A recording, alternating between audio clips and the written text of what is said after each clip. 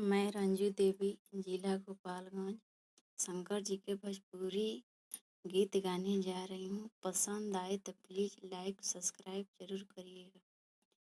हम ना रहबी भोला, हम ना रहबी भोला, भांगिया चब करी खेती के उपाय।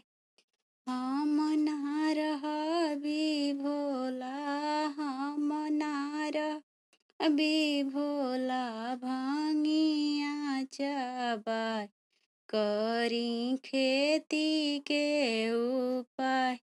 के करा से बिया मांगी, के करा से हाल मांगी, के करा से कुदारी करी खेती के ऊपर।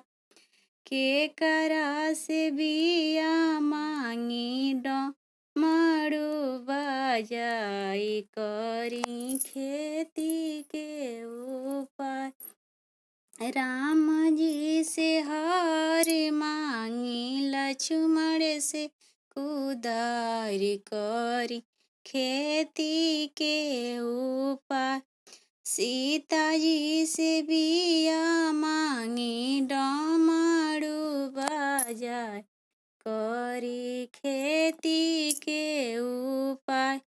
हम ना रहबी भोला, भांगिया चबाय करी खेती के उपाय।